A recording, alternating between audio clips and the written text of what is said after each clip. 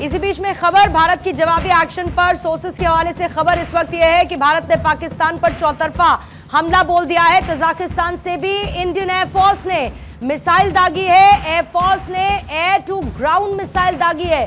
Tajikistan के Dushanbe में भारत का एनी एयरबेस है और उसी एनी एयरबेस से इंडियन एयरफोर्स ने मिसाइल दागी है। यानी तजाकिस्तान से ये हमला एयरफोर्स ने एयर टू ग्राउंड मिसाइल दागी हमला करने के लिए, और ये भारत की जवाबी कार्रवाई है।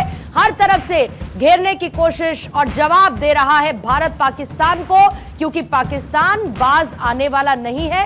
पाकिस्तान बार बार ड्रोन अटैक करने की कोशिश कर रहा है, जिसको हमारी सिक्योरिटी फोर्सेस नाकाम कर रही हैं।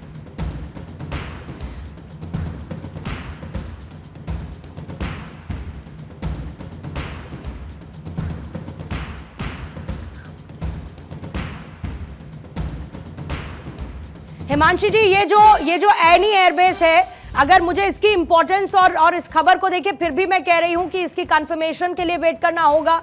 लेकिन ये कितना बड़ा मूव हो सकता है हमारी डिफेंस फोर्सेस का, अगर हम एनी एयरबेस से हम तजाकिस्तान से मिसाइल दागते हैं और टारगेट करने की कोशिश पाकिस्तान को कर रहे हैं।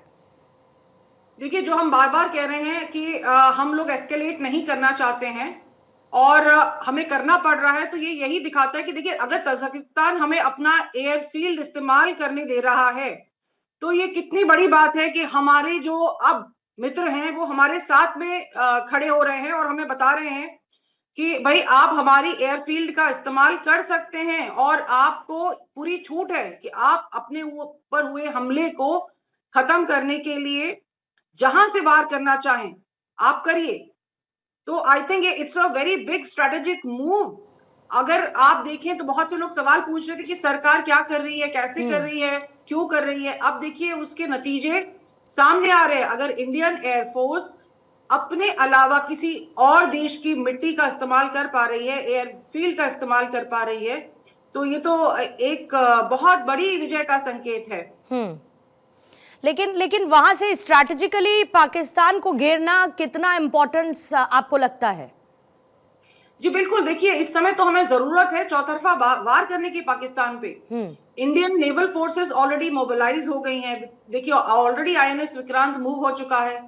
हमारे अपने देश में Indian army along the border पूरी डिप्लॉयड है। एयरफोर्स ने देखिए पूरा ऑल अलोंग जो पंजाब का इलाका है, जम्मू कश्मीर का इलाका है, हरियाणा है, उन सभी जगहों पे मुस्तैदी के साथ में उनकी तैनाती हो गई है। अब देखिए कितनी बड़ी खबर है कि तजाकिस्तान का जो ये एयरबेस है दुशांबे वाला, ये उनकी राजधानी से सिर्फ 10 किलोमीटर दूर है।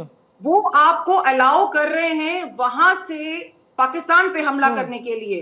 तो कहीं ना कहीं ये एक बड़ा संकेत है कि भारत के जो कदम लिए जा रहे हैं इंटरनेशनल फोरम में, वो अब उसके काम आ रहे हैं। और यही जो एनी एयरबेस है मैम, इस पर रूस का बड़ा प्रभाव रहता है। और साल 2002 में भारत ने इस एनी एयरबेस पर बहुत सारे स्ट्रक्चरल डेवलपमेंट के लिए अपना हेल्पिंग हैंड भी दिया था।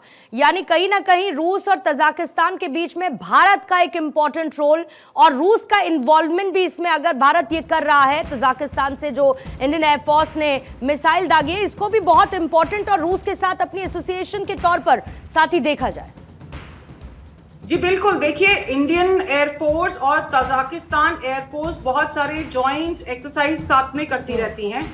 सन 2014 से हमारी डिप्लॉयमेंट तजाकिस्तान के एयरबेस पे रही है।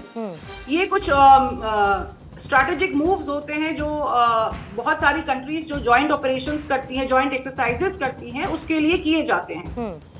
अब क्योंकि सन 2014 से हमारे आईएएफ के विमान वहां पे मौजूद हैं और वो अगर इस तरह से अपनी एयर स्ट्रिप को इस्तेमाल करने की इजाजत दे रहे हैं, जब भारत अपने दुश्मनों से बाहर लड़ रहा है, तो ये बहुत बड़ा संकेत है कि जो भी इन्वेस्टमेंट हमने इस तरह की जॉइंट एक्सरसाइजेस में किया था, इट इज नाउ बीइंग फ्रक्टिफाइड। ठीक है, मैं आपके पास लौटती हूँ हिमांशी जी। अक्षय भी मेरे साथ बने हुए हैं, सलीम भी कच्छ से हमारे साथ जुड़े हुए हैं।